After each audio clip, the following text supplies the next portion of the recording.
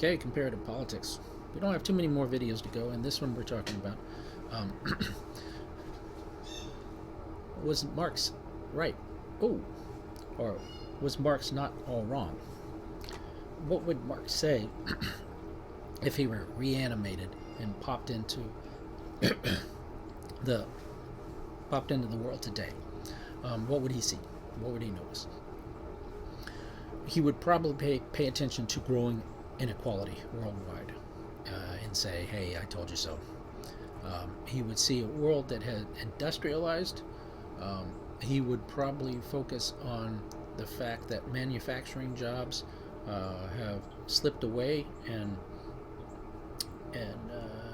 modern advanced democracies, as we've talked about before in previous chapters, to other countries. So good jobs are disappearing from these advanced democracies. The middle class is being shrunk. Globally, inequalities increasing. We're back to hyper wealthy individuals, as we started to see when in the time when Marx was was writing. So he'd probably focus on that. He might focus on the recent concerns and fears about automation. Good jobs may not be coming back. Manufacturing jobs may not be coming back, according to some, because automation is playing a larger and larger role in the global economy, but more importantly, may play an increasingly large, important role in the coming years and decades. Which means,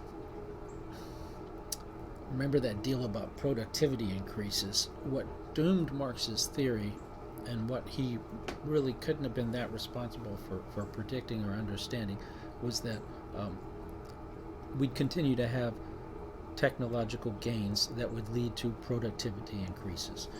But the idea that jobs are going to be replaced by robots, basically, and AI means perhaps that we, at least in that particular way, in that set of ways, we aren't going to see those advanced productivity increases we see are not going to be beneficial to workers this time around. They're going to be detrimental to workers. In which case, Marx would say, oh, we're going to see revolutions. Marx would look around at the disruption that we've seen over the last 10 or 20 years since the Great Recession. Well, 10 years since the Great Recession.